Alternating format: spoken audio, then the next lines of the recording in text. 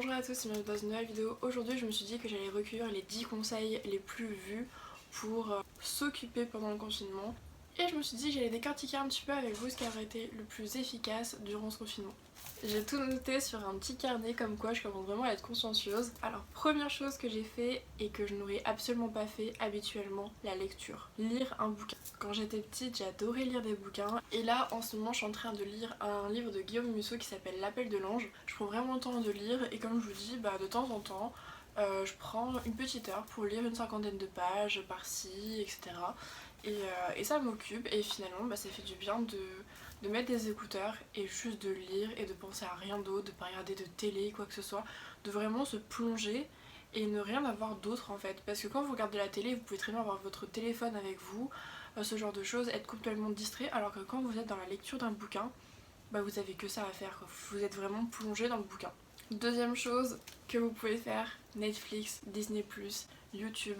Par exemple, il y a des séries que j'ai jamais pris le temps de regarder avant. Alors soit vous pouvez regarder les séries que vous n'avez jamais regardées, ou finalement regarder à nouveau une série de A à Z, dans la saison 1 à la saison finale, et se refaire une série intégrale. C'est-à-dire que moi, je suis en train de me faire Gossip Girl de la saison 1 à la dernière saison, et finalement, on retrouve quelques détails qu'on n'a pas forcément vus, refaire, je sais pas, tous les Harry Potter, ou refaire toutes les saisons des Simpsons, regarder toutes les vidéos d'une youtubeuse que vous adorez. Troisième petite astuce, je pensais pas dire ça un jour, mais le sport. Alors, personnellement, je suis en rééducation pour mon genou, si vous avez suivi un petit peu mes drames.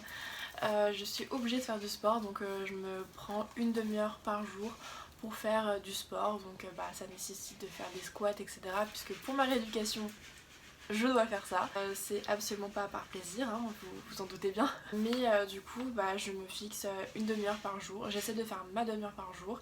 Et finalement, quand vous avez fini, vous êtes vachement fiers de vous.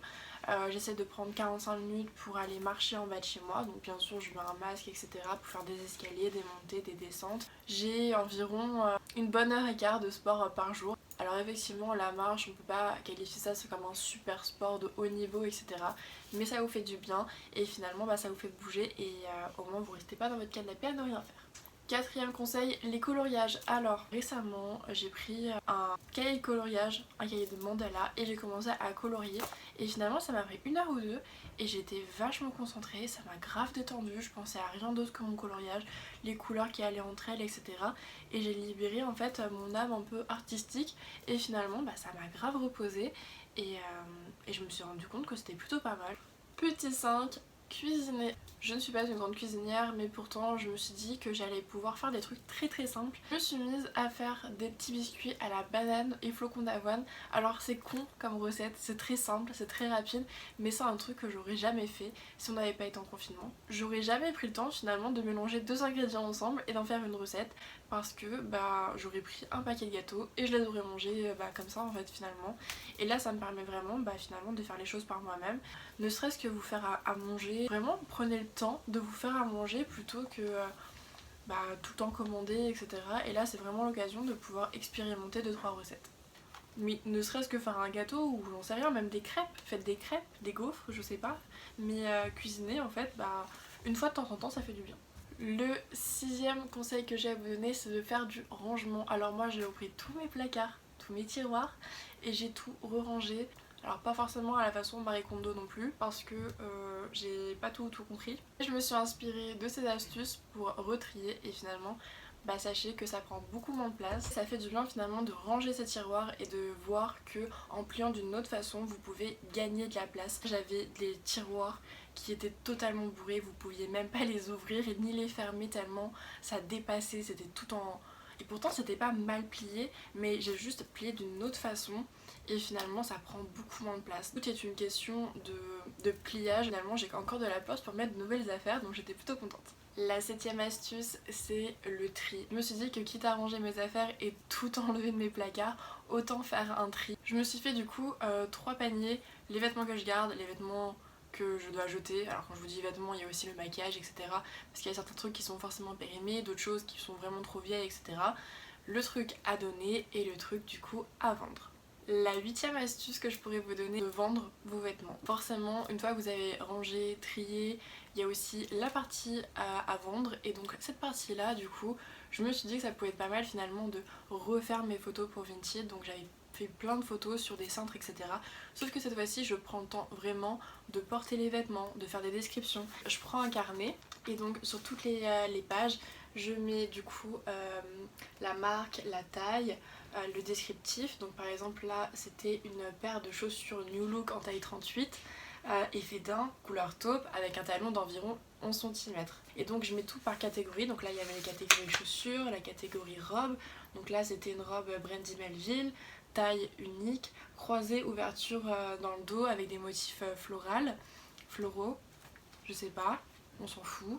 Tout ça pour vous dire que je mets du coup tout le descriptif, comme ça si on me pose une question, je dois pas aller chercher le vêtement pour dire ah bah ça y a quoi, c'était quoi le détail et tout qui me demande. Au moins la photo est portée et j'ai tous les détails, les centimètres quand c'est des talons, etc. Et je trouve ça beaucoup plus pratique, et justement prenez le temps de bien vendre et de bien faire les choses. Et par exemple en face je mets la date à laquelle j'ai mis l'article, comme ça si je vois que ça fait 3 mois que j'ai mis l'article en vente, et bah finalement peut-être que je le donnerai à une association, ce genre de choses, parce que le vêtement ne se vendra pas, donc ça sert à rien de le garder dans mes placards indéfiniment.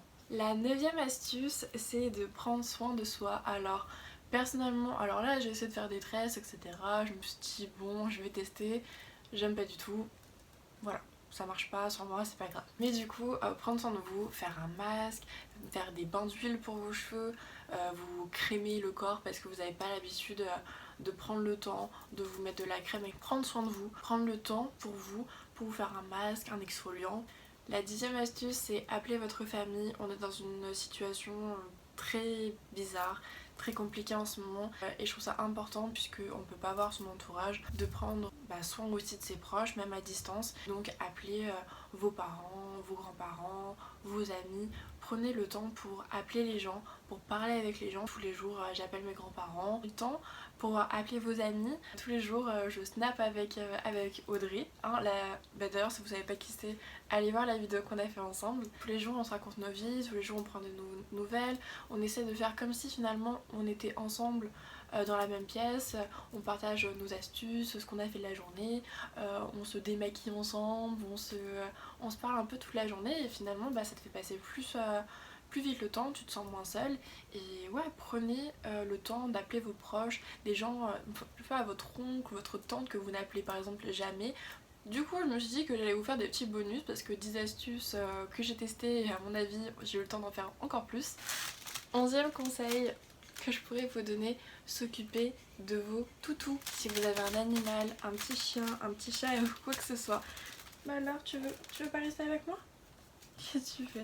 11e astuce, je disais, si vous avez un animal, un toutou, un petit chat, un lapin, quoi que ce soit, occupez-vous-en, profitez justement pour être avec lui, pouvoir le bichonner, lui apprendre des tours, le brosser, le laver, parce que c'est le genre de choses qu'on n'a pas forcément le temps de faire d'habitude. Prendre le soin de bien brosser son poil, de jouer avec. La 12e astuce que je pourrais vous donner, ça serait d'apprendre une langue. Alors personnellement, j'avoue, j'ai pas eu le courage. J'aimerais, mais j'ai pas eu le courage. Mais j'aimerais me perfectionner dans mon anglais, ou reprendre les cours d'allemand, parce que autant je suis une quiche en anglais, autant je suis une quetch en allemand. Alors en anglais franchement c'est plus du vocabulaire qui me manque, mais alors en allemand j'ai totalement abandonné, et finalement je me dis que ça pourrait me servir et que j'aimerais voyager plus. Bon je pense que j'ai fait le tour de toutes les astuces, j'espère que ça pourra vous avoir aidé. Alors ces astuces là on les connaît tous bien entendu, mais n'oubliez pas de prendre soin de vous, et j'espère que du coup je vous aurai un petit peu motivé à faire d'autres choses et de sortir un peu du canapé. On se retrouve bientôt pour une prochaine vidéo, et en attendant prenez soin de vous.